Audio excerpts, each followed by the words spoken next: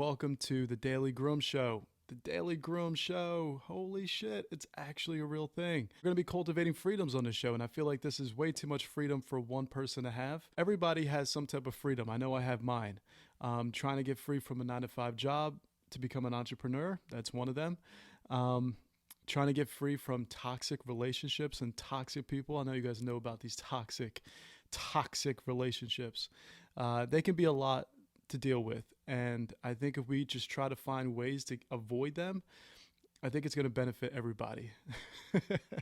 And that's me putting it lightly, because there's some real crazy people out here, and unfortunately sometimes they get caught up in your ecosystem and they might disrupt whatever it is you got going on. So yeah, getting free from toxic relationships, getting free from, an inner narrative that's filled with negative thoughts. I think there's ways to actually cultivate these freedoms, and we can use different tools to do so. And the one tool that comes to mind, there's actually a couple tools. And the first tool would be fitness, right? Getting our body the way that we want it and getting healthy, staying active. That's going to be a great way to relieve yourself of stress. It's going to relieve yourself of all these different things, negative thoughts about yourself. Like, what's the first thing you think about when you look into the mirror? Do you feel negative about it? Or is it a positive thing? I don't know. I think it's very important for us to get control of that inner narrative so that we can not only feel good about ourselves, but we can interact with other people at a very high level. If your lens is a little dirty, how do you expect to see the world in a much more positive way and deal with people in a positive way? So yeah, we're going to be talking about fitness. We're going to talk about finance, because I feel like people need to become more independent. I know I got to become more independent and less codependent on other people. And one of my biggest fears in life is being a burden, or having other people always concerned and worried about me and having to cater to me. I don't want anybody to cater to me. It's one thing that my mom bestilled in me. She said, if you're going to do anything at all, you do it to the best of your ability. You could be a garbage man, but you better be the best garbage man in town. And not only that, if you want to get something done, you got to do it yourself. You can't rely on other people. So I think that getting financially sound, becoming financially independent is going to be a great way to cultivate those freedoms. And we're also going to use a little bit of levity. Laughing might be the closest thing to sex. The first episode that you're going to see is a conversation with my godsister, Shayna. We went on a hiking trip to Utah recently, and it was so much fun. It was an incredible trip.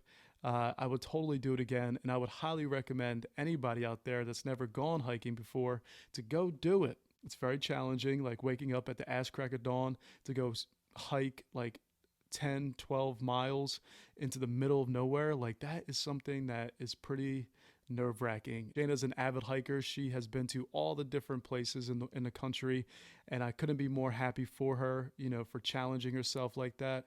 And I couldn't be more grateful that she took time out of her day to come have a conversation with me. We had some laughs. We talked about some efficient ways to go hiking. I was a first timer, and obviously this is like her 100th time doing this. I was able to get some techniques on how to really do it. In the middle of Shayna telling a great story, the audio and the video just cuts out. It just cuts out, goes black. And that was not intentional. Hopefully that does not happen again. I will see you on the next episode of the Daily Groomes Show. For now, stay moving and grooving, and smile while you do it. Be safe. I got a really special guest, a really special person on my show. Her name is Shayna Campbell. Her address is Your social security number. After a certain period of time, for me, I feel like I'm on a hamster wheel. I got to switch things up. Right. So that's why I went from middle school level up to the high school to shake it up. I felt like every morning I was kind of waking up doing the same thing over and over again. Yeah. But so going to high school, that shook it up a little bit, and I'm currently working on new programs to bring to the school. So there's little projects here and there. Help shake it up, so I'm not feeling like I'm repeating everything. Yeah, it's not... Teaching is almost like that. It is a hamster wheel. Yeah. I mean, bless the people that have been in the field for over 30 years, but I definitely don't see myself doing that.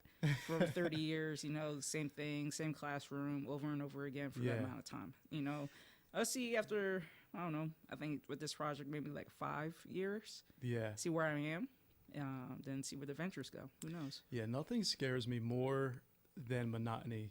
I like a little bit of like unknown and chaos, much like our trip in Utah. I feel like that was chaotic. Welcome, for me. Rookie. I hope you, but I'm sure Oh my you got a God, little taste. yo, I did not know what I was getting into. Yeah. Like, the idea of it felt exciting.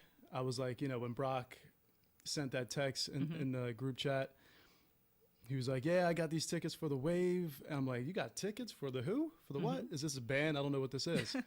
And he was like, no, like I got these tickets for the Wave. Like people wait 7-10 years just to get invited to the Wave. You jumped all over that. You're like, I'm buying my ticket right now. Yeah, but actually. As soon as Trace told me, she's like, you won't believe what happened. She told me what the date was. I was like, I'm gonna make it work. Yeah. So we had sectionals that day in the morning. Got home, got on an airplane, and flew out to Vegas. First road trip. 41 days on the road. I told myself before I left the state, I was like, this is either going to be the best idea of my life or the absolute worst. Yeah. And it was a big challenge, literally on the road for 41 days. And 98% of it, I was solo, going to places that, no service, never been before. People don't look like me. Yeah. 25 states later, 14,000 miles later, it's best experience. And that really gave me the courage of, you know what, I can travel and do all this stuff, and it can be my summer vacations. Every summer I plan out a trip and see what I can do. Yeah. And so for going to Utah in the middle of the year, that never happens. If I go anywhere during the school year, it's down in Virginia, 5-hour drive for the weekend, come back up. Yeah. But for this, I was like, I'm not passing up on this. No, you can't. It's a lottery. Like, you don't know when you get a chance like this ever again. There's something exciting about that. For me, it's a bit of a nightmare, but there's definitely something exciting. Like even when I was planning out, trying to plan out my thing, just kind of finding the routes and like, the logistics, the driving, which I hate doing. Oh my God. I don't know why I hate driving so much. Well, it's a little experience for you. Well, I'll tell you this, like, because I got off the plane and I had a headache. We're talking about when I landed in Vegas. When I got off the plane, I was feeling lethargic. I was feeling like I was going to throw up and like pass out. There was a passenger next to me coughing up a storm. I'm like, bro, we are in an encapsulated space. You cannot be hacking away the way that you're doing this. My face is like in the window trying to get away from the germs. And unfortunately, there wasn't a way for me to like get comfortable or anything. If you fly Spirit, God bless your neck, your back, your soul, your sanity, because it will fuck up everything. Yeah. I saw that $98 ticket, and I was very tempted to get it. I was like, I don't want to come back in Spirit. 2 things: never fly Spirit, or I'm only going to fly like business from now on. Feeling like I just went 7 rounds with Mike Tyson, I'm not going to feel that way when I get off a plane. So I get off a plane, land in Vegas. I got to go to the spa. Got to get a massage. I got a little neck cramp. I get a nice little massage from Coco. My girl Coco. Coco's like, I'm going to work you out. I'm going to work you out. My name's Coco. I get back to my hotel and I still feel a little sick. I have like a headache. So I pass out and sleep like 15 hours. I get up the next day. I go do some errands. I pick up some groceries. I definitely bought way more. Yeah. Oh, that's all part of the learning experience. But either way, I get on the road and it's a 3-hour drive out from Vegas to Kanab, right? So I call my friend Mike and I'm like talking to him, and about 30 minutes in, the phone dies off and I'm like, shit. And then I get to this campsite and I roll up and I see Tracy and Brock. They're sitting there with their little blankets and whatnot. And I'm like, where the hell am I? There's just like open field. And I bought Brock like a bottle of Jameson for his birthday. I was like, we're going to crack this bad boy open. We're going to crack this open, because if I'm sleeping in my car, I'm definitely not going to be sober. I'm going to be a little drunk. We stayed at a campground called Ethel's Hideout. My mom's middle name is Ethel. And lo and behold, the campground that would accept people staying in cars was called Ethel's Hideout. Yeah. So shout out to Ethel. She came over and she was like, you guys got to sign these liability waivers. If you guys die from a pack of coyote, it's not our fault. We're like, all right, we got to go to bed. And this is when I get kind of sad. I'm like, shit, all right, well, I guess I'll go to my car. I guess I'll go to my car now and just pass out of my car. And mistake number 13 for me was the car, like the driver's seat, the seat would not go back. So I had to sleep in the passenger seat, which, you know, not a big deal. But Brock comes over to me, he scares the shit out of me. He knocks on my window, and I'm like, oh my God. And he opens up the door and hands me a blanket. He's like, you're going to need this. I'm like, nah, I'm good.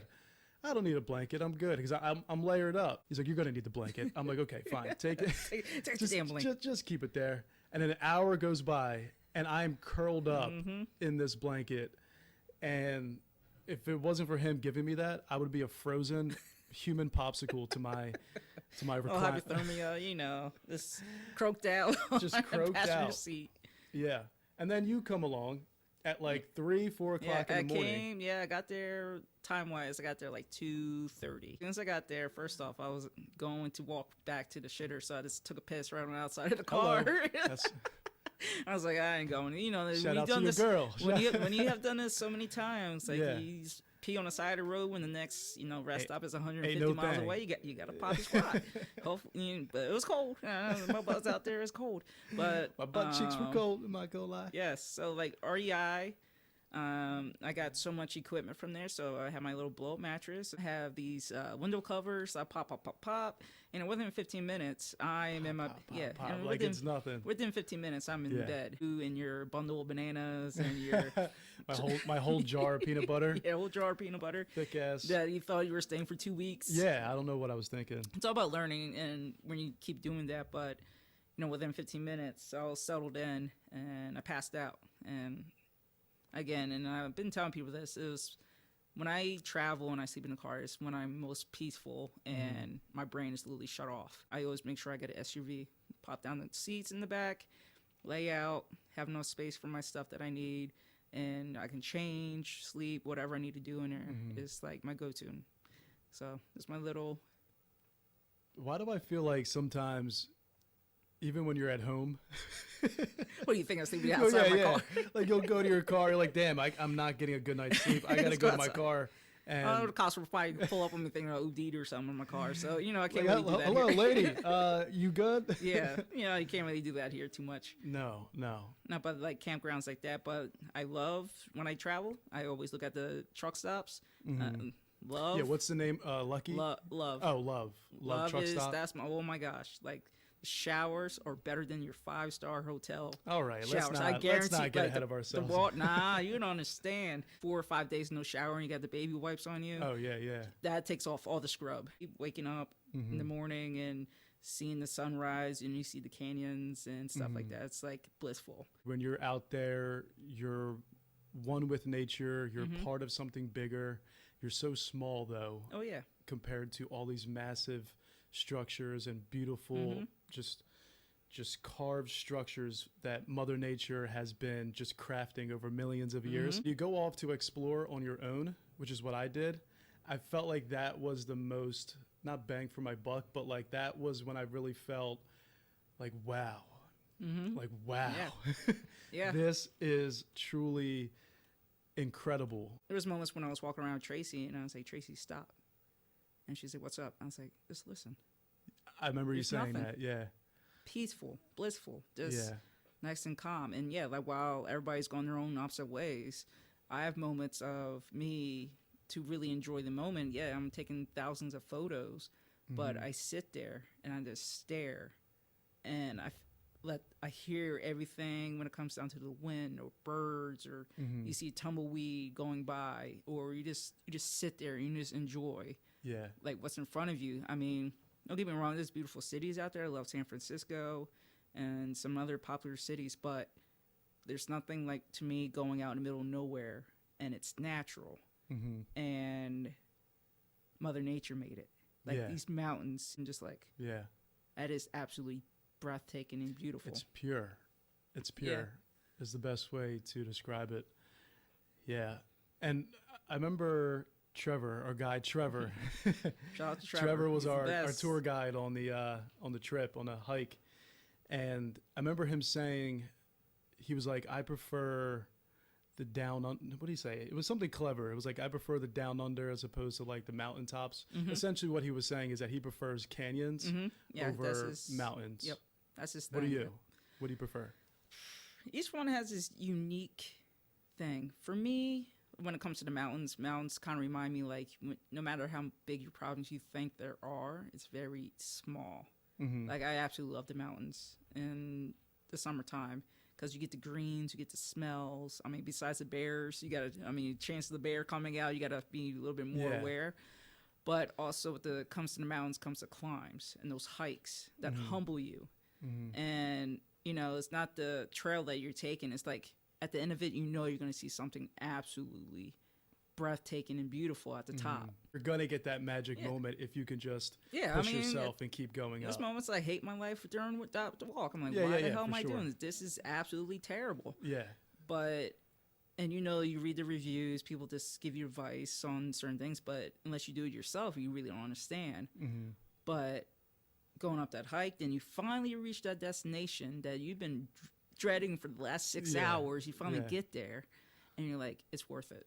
That moment of cramping your thighs and just being in pain and just be out of breath, especially in high altitude areas when you're coming from 0 altitude and you adjust like 0 to 60 real quick, it humbles you. And do you get that? Do you get that from exploring a canyon or? I do. Okay. But again, each one has its uniqueness. Like I can go to waterfalls and each one will bring something different to the table for me. Now, if you have a combination of waterfalls, streams, and then the mountains on top of it, that's like jam-packed with stuff. But canyons, the Beyonce of the wilderness. To the campsite, and I leave in the morning, so I see the contrast of the red rocks, and then right behind it, you have mountains with snow on it. Like you have white, and you have red, and you have green, all in the same area. Different colors. And I literally will stop on the side of the road, and get out and take videos and photos and just stare. Because that is this natural beauty that you have. But going through, the canyons and you've seen different formations, 100%, it gives me bliss. But I think mine is definitely when it comes to green and mountains, that's more of my cup of tea. What's a challenge that you feel like you've overcome recently? Ever since like 2020, and we'll talk about mental health, but going through all that stuff, and last summer when I went to Michigan, I went to Sleepy Bear Dunes. Didn't train for this. I just read about it. How bad can these sand dunes be, right? Yeah. I've always been to the beach. You walk at those little sand dunes. Yeah.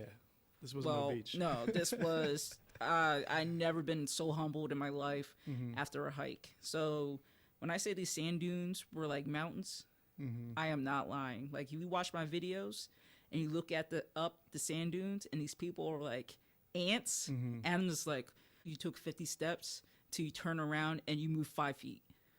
Because you are taking these steps, and the sand is literally moving underneath your feet. And so you're expending so much energy. And I have this camera on my back. Yeah. That camera bag is like 40 pounds. Yeah. Because I have my water, my food, and my camera in there. It's very heavy. Like the bag itself is 10 pounds to protect your stuff. Yeah. And so I'm just walking up this sand dune of hell, and it's like, I'm not going anywhere. And I'm happy when I did it too, and I'm watching people. You see some people walking on all fours. I'm like, it's not just me. There's athletes that will only do that. They'll do sand hills. Yeah. And that's like the most incredible. You try to sprint up that thing, you would be in the best shape of your life. People do that every day. Then I wish I had like that in my backyard. I would literally do that every day. Then add the sand going into your shoes. Yeah. Then the sand was scorching hot. I would take the shoes off. It was hot. That sand was scorching. You don't think your socks would be okay? I tried both. Okay. I tried these. I had the light shoes on. I was walking up. Sand is going in. I was like, let me try barefoot. Nah, my feet were scorching. Like, all right, I'm gonna put these back on. Yeah, I'll put them back on. I'll take my break, taking out the sand and getting back on. But that whole time, I'm in that valley. I'm like, I'm by myself, and there's no service, and I got to get myself out of here. And I told myself, before that hike, I said, no matter how long it's going to take, I'm going to finish this hike. Because I'm thinking, like, I got this. I've done hikes before in altitudes and elevations, and, you know, it's tough. But, whew, like I said, this one was brutal. That would be a really fun trip for me. Like, I like things like that. After all the hikes I've done, I have never thrown up in my life. Yeah. That one it wiped me out. Like, I was huffing and puffing, and good thing I had trash bags in my car. You know, I was let it all out, and I sat outside on the grass like starfish for like a solid 45 minutes just to try to recover. Between the daylight or the sun rotation, the time of day, you know, one view is different from the next. Yeah. So my view coming back is completely different from where I started. And then in those moments, I just sit there and, you know, and just appreciate it. And it's like, wow, you know, that view is beautiful. I like how the trees are looking this time of the day, the sun's starting to set, and all that stuff. Then in the meantime, like, my stomach is like bubbling. I'm like, oh, I'm about to throw up and die here. But, you know, I had to get to the car. My breakfast burrito's about to come up right now. get the water, you know, take your and get your breathing down, and, you know, I'll be all right. I'll be all right. But I'll be all right. Yeah. What do you call people that hike? People that do yoga, they're yogis. Like, is there a term for? I really don't know. I don't know what it is about hiker talk, but whenever you guys get together, there's always conversation about, have you been there? Have you been here? Oh, I never been there. Like, and it's the weirdest names for these places. It's like, have you ever been to Devil's Dickland? Have you ever been to Coyote's Coochie? It's really good this time of year. You should definitely check out Coyote's Coochie. We were in the car, right, with Trevor and Brock and Tracy. The whole time they're just talking about, you know, the different places they've been to. They're like, have you been to Coyote's Coochie? I'm like, has anybody been to Miami Beach? These places have such eclectic names. Like Peekaboo Canyon. Peekaboo Canyon. And little things like that. Denali. Only 30% of people who go to Denali actually see the peak and summit of the mountain. So as soon as I got there, the clouds moved out the way. It was like, it knew. And sometimes, like, when I'm traveling, I feel, I don't know who's with me or guiding me or the universe, but it always feels right when I'm traveling. Stuff happens, and I see some great things. And we got back on the bus because you can only go through the park through this tour bus. Yeah. Got back on the bus, and all of a sudden the clouds just went back over. It was like, all right, Shayna left. Let's go. Yeah, there's moments of, like, when I'm traveling, I'm like, I can't, you know, stuff this happens, and it's awesome. Like, that's why I want to travel with you. I embrace it, you know, so much more. And I appreciate it that much more when you know, stuff like that happens. Like, oh my goodness, like, this never happens here. You are lucking out right now. When I went to Alaska, it was absolutely beautiful days, like sunshine for days. And even the locals are like saying, this never happens, guys. Go out and, like, do things. Yeah. And so it makes me like, I don't know what's with me, but, you know, good trips. Yeah. You know, I always luck out. That's good. That's good. I would have the complete opposite effect because for whatever reason, bad things just happen to me. Like, waiting in that rent-a-car place for 2 hours. Of course, the systems are down when I'm going to get a car. And then right when I am about to get serviced, the systems went back on. I feel like I have the opposite effect. There's bad things happen to me perpetually. I feel like you were trying to bestow in me this idea of independency, if that's a word. But just independence, like, you got to really deal with this, and it's going to be a soul-searching sort of thing. And I was looking at it like, oh, it's a party. Like, I'm like, yo, let's all get a car. Like, we could drive out there together. I'll get a hot plate. We'll make some tacos or something. I don't know. We'll have some fun. Not only is it great to kind of do your own thing and figure it out and do the logistics, it's the best way to do that, because then you'll learn and you'll really submerge yourself in the whole experience, as opposed to, like, relying on you and whatever. You made that very clear, and I was like, not hurt by that, but I was like, damn, nobody wants to drive in a car with me. Like, nobody wants to have a party. It's like that with me. Natural high when you do this type of stuff. Like, there's no schedule